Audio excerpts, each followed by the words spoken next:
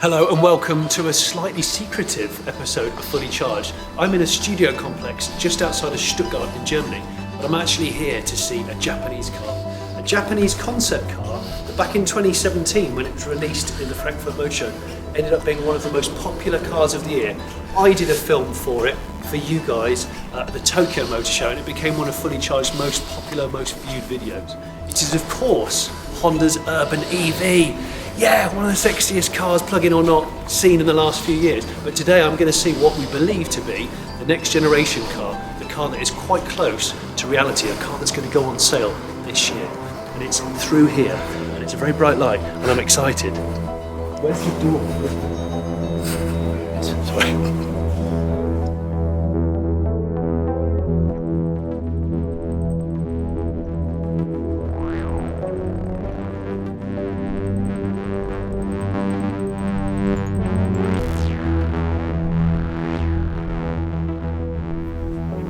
Okay, so we've just had the press briefing from Nick Pearson at Honda GB, the marketing man. I've actually got a chance now to go behind this and see it for the first time before the scrum. There it is.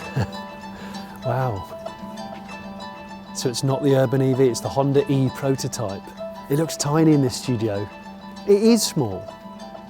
3.9 meters long. 5-door only. And when I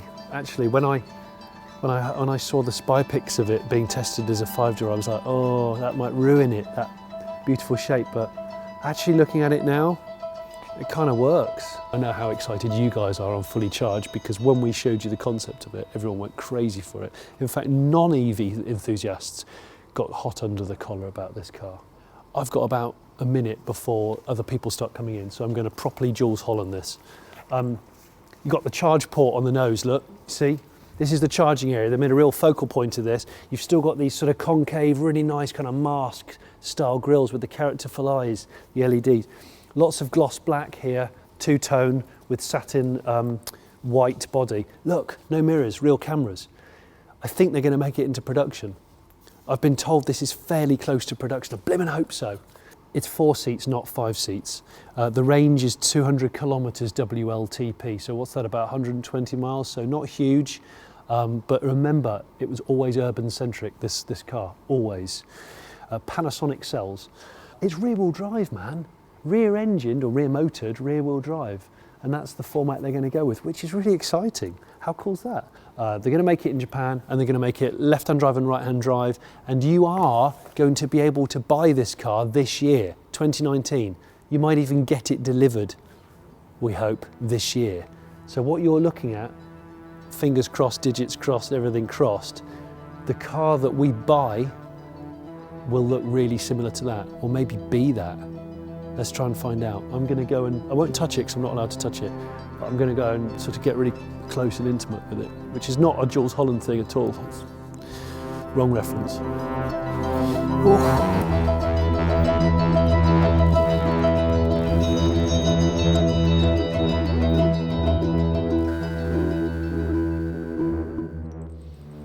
Hi, pleased to meet you. You're the project manager of this car, so did you feel quite a big responsibility taking this car from the concept, which everybody in the world seemed to admire, and bringing it to a production ready or near production ready state? So yes, indeed, I felt quite some pressure because the concept had a huge positive feedback, which we haven't expected in that extent. But on the other hand, of course, that was also a challenge for us and gave us motivation to really build a good mass production vehicle. I have the keys to this car, but I'm not allowed to drive it because no one is. But I'm here with Ken Sahara. Nice to and meet you. Ken, you're the leader, the design leader of the exterior of this car. So you had a pretty big challenge to take the car from Urban EV to this, the E-concept, into a car that's much, much closer to reality. Where did you start? Where? Yeah. 全体のプロポーション I started with deciding on the overall proportions of the car. Yeah. まずこの車は And one important aspect of this car is that we've got the batteries located underneath the floor. Under the floor, yeah. And we've placed it between the wheels, which means that the wheelbase is quite long in comparison to the overall length of the car. So that's something that we had to consider. If you look at the wheelbase, you come around here, the wheels are really, really close to the outside of the car. There's not much in the way of overhang at all. The reason why we have chosen a rear-wheel drive is, on one hand, in order to have a good standing start, it is always beneficial to have your drive axis on the rear because of the weight distribution when accelerating. If you have a rear-wheel drive, basically your front wheels are free. This enables a much greater angle for turning. This enables a much smaller turning radius on the front wheels. I see. Because it's an urban focused car. Exactly. Yeah, I think it's really easy to draw this car. Do you? Yeah. How quickly did you draw the shape? Do you think it was... Actually, yeah, first sketch is just like I draw egg and color separation. Really? That's a really fast sketch. Okay. At that time, that's a monobody one. Yeah. But finally, I applied the first generation Civic, like typical two-box hatchback style. Yeah. Would you call this car a retro style or not? I don't. No. This is not retro. At least I didn't try to make this car retro. Yeah. Because I think you're right. I think at first you go, oh, it looks like an old Civic. Yeah. But actually, no, it's very, very modern. You know, the face of it's very modern. Yeah, but it's very interesting. Some people look this like futuristic. Yeah. And some people say it's retro. Yeah. But it's, both in same car. It's a very interesting point. Yeah. Okay, so the front here, you've got this kind of eye mask, kind of Zorro style black face. You've got the LED headlights. The perimeter is the indicator, because there's no indicators here. And also the side repeater indicators on this little camera kind of nodule. It's actually beautifully simple. The illuminated Honda logo, which I love. Don't know if that could become reality or not. There's a camera up there. There's obviously all the reversing parking sensors, gubbins here. But it's actually quite a flat front end. Not much in the way of protruding bumpers. You sometimes get ugly bumpers on production cars. So this bodes well, ladies and gents. That's where the air goes in here, the air cooling. Yeah, it's down here, it's quite shallow. Yeah, only this space. This is all completely enclosed. What's in here? This is a radar for safety. Okay, okay. Look at that lovely little concave face there. And this groove on the bonnet, which goes all the way along, and on the concept car, you might remember this as well. The groove continues along the body, and then it hooks back on this C-pillar, which people fell in love with because it reminds them a bit of the first generation Civic. And some people said the Giugiaro designed Mark I VW Golf, which I kind of see. Was that always the kind of inspiration, the first generation Civic, or was that just a coincidence? Especially this part is I got really big inspiration from first generation Civic. Which I love. Did you make the decision about the 5-door because of practicality, or was it the wheelbase, or was it? Yeah, actually both. And also this is a urban car. Yeah. So if there's big door, it's kind of problem when you park the really narrow street. And the door's much smaller bigger. Door is more easy to open. Yeah. Yeah. I hadn't thought of that. I love the fact that you've hidden the back handles. Handle. You can see they've really tried to disguise this back door so it doesn't interrupt the sort of smoothness of the body. And the other thing I have just noticed as I've been pointing is that the doors are frameless, which is a real Japanesey thing to do on a 5-door car. So frameless doors like you get on sports cars. Flush door handles, so they come out when I unlock it. They flick out. There's a light in there as well. That's very cool. This is sensor to lock. Oh, so you can use your fingers and your thumb. Right. Oh, this doesn't feel concept car-y. It feels finished. Yeah, especially this part is really concept car-like. Yeah, it is. It is. But I promise this is a production one. Really? Yeah. Wow.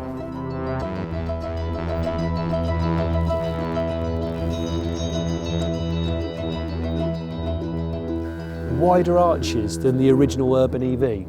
These are quite sporty for something that's urban. So who knows, there could be a Type R edition on the horizon. That would be cool, wouldn't it? Do you think we would ever see a Type R version, a sportier version? Of course, everybody at Honda is thinking about sporty directions, and I think even the market and customers are expecting a sporty direction and derivative from Honda. However, what we wanted to do first is to really deliver a proper electric vehicle in order to demonstrate quality and the benefit of an EV. And from that starting point, we are, of course, free and also ready to think about a sporty derivative.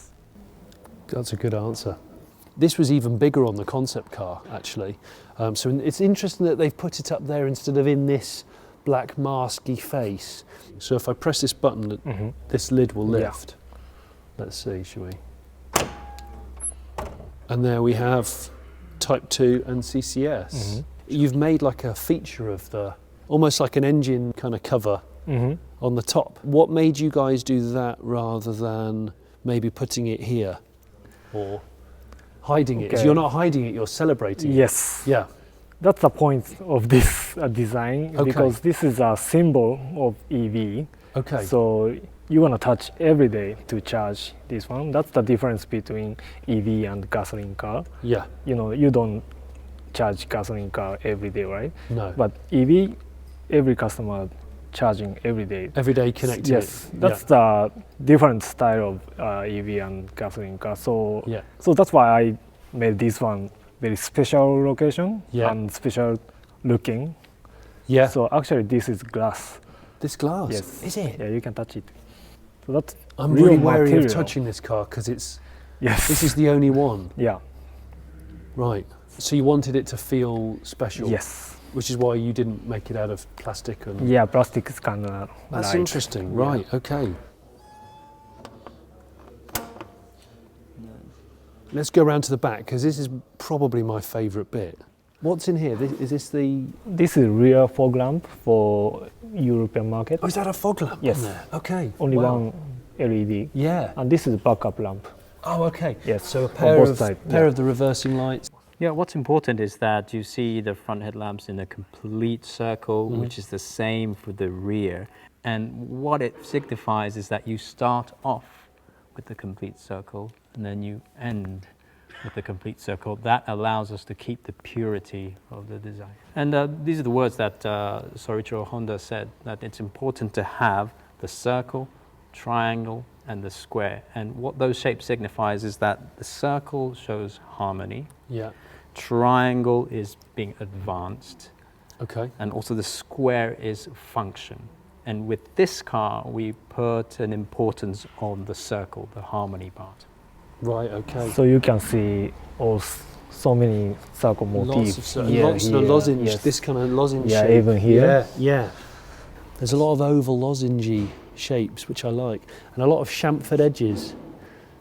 I had a Nissan Cube which had a lot of these chamfered edges, and the Cube is a design masterpiece, I think. Let's talk about the inside of it. For a small car, it has a very grown-up, spacious, lounge-like interior.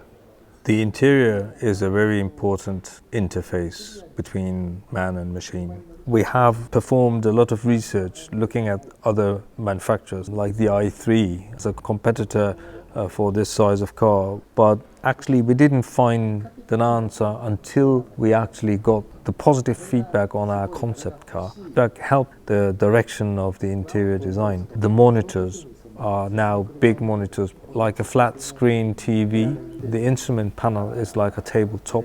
The seats are like sofas. So the whole interior concept became a living room. Yeah, I think it's exactly that. I've been allowed to sit inside the E-Concept, which is great because in a matter of 2 weeks it's going to get absolutely mobbed by people at the Geneva Motor Show. I'm with Akinori and he's the interior leader of the project. First thing I'm going to say is how true to the concept it feels. And what's amazing about it is it feels production ready. Wherever I look, it looks like it could go into production. It doesn't look too concepty. It feels like you're sitting in a mature lounge. which is very uncharacteristic of a small car most of the time. What we wanted to do, especially in this compact car, is not for the technology to be too intrusive, even though it's a compact car, giving you sort of a living room lounge type space. I would not have thought wood would work in a small, unconventional car, but it does seem to work. And is it real wood? I don't know. Is actually textured film, so it's not real wood. It looks and feels like real wood, and having that thickness that we need, which will give you that feeling. Yeah, I would have never thought synthetic wood would make a comeback in cars, but it just works. You've got the two-tone. All I'm looking at is the body. The roof looks like it's sort of floating. Yeah. Looks like there's a glass roof. That roof is really heavily tinted black glass. I thought it was black painted, but it's not, it's glass. So that bodes quite well for a bit of interior ambience. Look, another lozenge shape. These are obviously the e-tron, the Audi e-tron has production cameras on it. And this car, I think, is going to come to production with cameras. You can see the screens inside, just like the concept car, and that huge, full-width touchscreen setup. The advantage of having digital images is because, for example, if you can imagine a car that's driving behind you and the headlights are too bright or whatever, normally with a physical mirror it's too bright, whereas with this one, because it's a digital image, you can lower the brightness and it will be easier for the driver to see what's happening. Okay. So that's an advantage. When you park, it will give you guided lines on the screen to allow you to better parallel park. The side cameras, I presume they are much more aerodynamic. Yes. Yes. Huge improvement. Because it's tiny. Yes. And it doesn't. In fact, the arches of the car are wider than the mirror, so you're probably not going to hit that before hitting this. That's right. Correct. Okay. Okay. I'm trying to remember back to the concept. I know it had a bench seat in the front, and although the bench is gone, which is a little bit sad, it's been replaced by a very compact centre console, which is good because it doesn't feel too bulky, and of course there's more leg space. And then of course it's got a more practical back seat, which I like, which is nice and flat. I'm going to get in the back of the prototype now. And you notice that the floor, although it's flat in this car, it's quite high. So as a consequence, a tall, lanky person like me probably feels like their legs are a bit high, because you can see this is quite shallow, but it's lovely and rounded in a kind of sofa type way. And this is upholstered on the side here, I've noticed, which is cool. You've got a light button here. It's a 4-seater, this car, not a 5-seater. So you feel like you've probably got a little bit more elbow room and a bit more knee space than you would have if it was a 5. Totally flat seat, which is quite refreshing. It's not sculpted or sporty, because remember, this is supposed to be a kind of lounge-like feel. It'd be nice if there was a whole glass roof, but maybe that's going to be an option when it comes to production. Why is it not 5-seater? Why did you go for 4 seats instead of 5? We have limited space in terms of its width. It's quite narrow. Its use case is going to be city driving. So more space for 4 rather than less space for 5. Yeah. Comfortable travel, 4 seats is fine. Obviously this is a 5-door only car. It's pretty small. It's a flat entry boot. It's kind of Fiat 500 size really, but I guess this is an urban car, so it's all about making it quite compact in terms of dimensions. What was the hardest part? If there was one thing that you could choose, what would be the biggest challenge? So the biggest challenge and the biggest hurdle I faced during development was actually the size of the car. The size? Which is resulting from the size of the battery. Many other OEMs are going direction bigger cars, SUVs, because they want to improve and enhance the range of the car, which is at the moment the negative aspect of an electric vehicle. However, I tried to convince the management in direction of a small electric vehicle, and also to make everybody understand that it will be acceptable on the market. It's a B segment car. This is 10 centimetres longer than a Honda Jazz, just to give you an idea of what you're looking at. This is their big battery statement, and it's actually quite a small package. An urban package. Because why do you want an SUV when you live in a city, right? right? Honda has always been the master of mass production.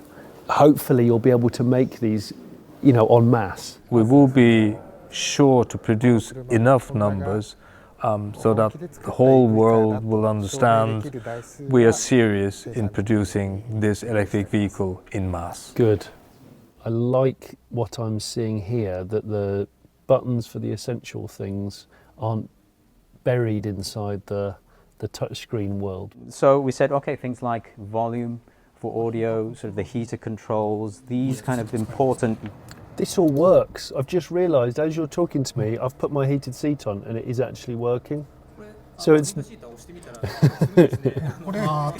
This isn't really a concept car, is it? How close to this is finished? It feels finished. I'm looking around it and it doesn't look concepty, it looks completed. Oh, I've really put my heated seat on. What's your favourite part about it? Only one. たった一つ選ぶなし。 Yeah, only one. The favourite. たった一つは非常に What I 難しいな。 probably like most is the actual driving performance and driving behavior of the car. Feels very agile and with good handling capability. You don't see two-spoke steering wheels very often, and I really like them. This steering wheel looks like it's from a much more expensive car. We wanted to get rid of this idea that if it's going to be a compact car, it has to have cheap parts, because this is first mass-produced EV that Honda is going to introduce to the world.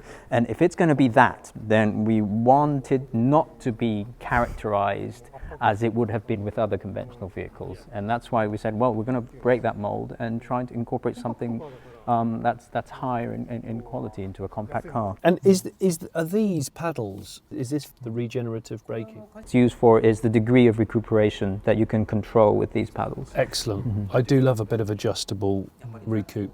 The seat fabric is something special. It is called a melange texture fabric that's really normally used in sofas and furniture. And this is the first time we've used such fabric in a Honda vehicle.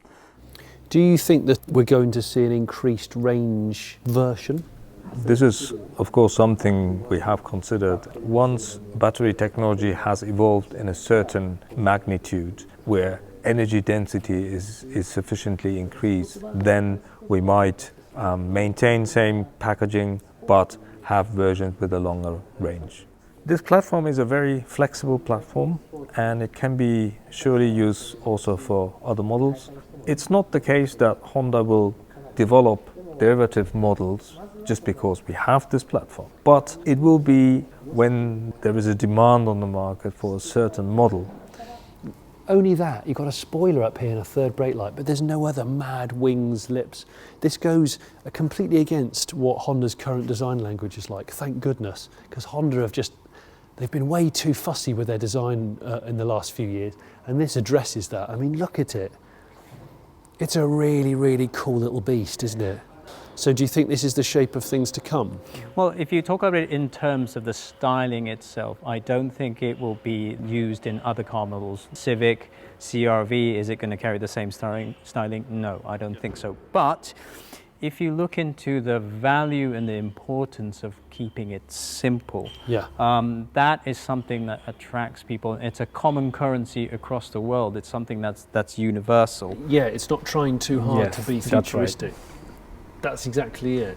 But yet there is so much technology inside and underneath. Yeah. Do you think this is one of the biggest challenges or most important projects you've worked on? Yes, for sure. Up to now, I have been working mainly on minor model change, where the target of the vehicle, but also the target customer, was more or less fixed. This time, nothing was fixed. So within this huge amount of degree of freedom, we had to define our targets. That was really a big challenge. And when looking back now, it surely was one of my biggest tasks I had so far at Honda. On screen, I can see one screen goes into another. Like here now, precondition, climate, the schedule. What is interesting from here onwards is that we will have apps which will specifically be for this car. And we're thinking that as the car evolves, so will the apps and so will the functionalities that we can provide later on. So it's sort of like maturing at the same rate. Okay. So yeah, there'll be a lot more to come in terms of the app development. Yeah, one thing I want to point out is what you saw just down there with the pocket. It's made of the same fabric as the seats. Yeah.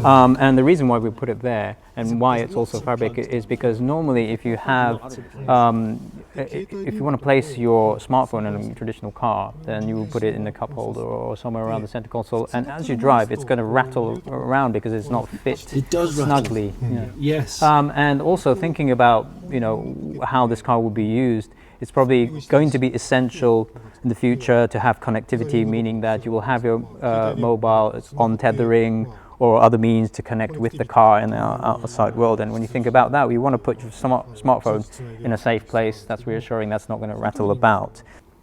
These wheels here, they look really big, I think, in this car, but actually I've just looked, they're 17s, but they look bigger, they look like 19s. This design, it's like kind of like an old clock or something like that. It reminds me of 1970s Porsche 914 gas burner wheels. They called them gas burners because they kind of look like a gas hob. I love this style. Also really easy to clean. Thinking practically. And wheels are really important on a car. Yes, that's right. They make or break a car sometimes. Yes. So this disc yes. has a reason to hide this brake rotor. Okay.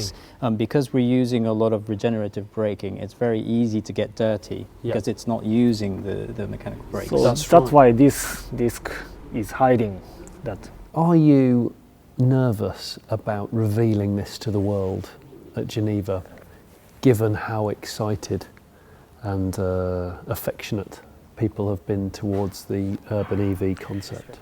Honestly spoken, the concept car was not before the prototype. Oh. It was actually the other way around, that we already worked on the mass production model, and for show purpose we created the concept car. Really? Yes. And shock horror. There are some aspects we have actually transported from the concept car because of the high positive feedback. That's interesting. So they're the same age? Well, actually, the concept car is younger. Wow. Yes. So this was first. And for the purpose of exhibition, the designers actually created on purpose the concept car. Oh my goodness. Yes.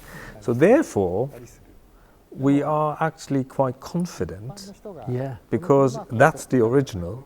And the concept car was just for display purpose. That's amazing. We are so confident that potential customers will like this just because the concept was accepted that well. Has that been done at Honda before? As far as I know, it has never been before. No, and me neither. But that shows like the son of Honda confidence that I love. So like looking at it now, I have to say, when I heard it was going to be 5-door, I was a little upset. But now I've had a chance to really absorb it and digest it and look around it. I think it works. I think it works really well. And we know it's going on sale this year, 2019. Yes, that's right. But how close to reality is this car that I am looking at right now? This is 95%. 95? To production. Impressive. That's more than I was expecting you to say, actually. There you go, you've heard it. On sale this year, left-hand, right-hand drive, 95% as you will be able to buy it. Wow. I just want to see it on the road now in the real world. Yeah, I bet you do. Yes. You've been looking at this for a long time in secret. Yeah. Like 2 years, maybe. Yes. Yeah? Fantastic. Thank you so much for letting me look around it. Thank you very much. I really, you and your team, Ken, you've done a storming job, I think. This is a big part of Honda's history already. Well, I hope it does make history for Honda. I think it's great. Yeah, please buy one. Probably will. Unless my wife's watching, in which case I might not. It's been great to talk to you. Thank you so much for your time. And I can't wait to drive it as soon as possible. So thank you very much. Thank you. Thank you. It's been great. Thanks a lot. Thanks.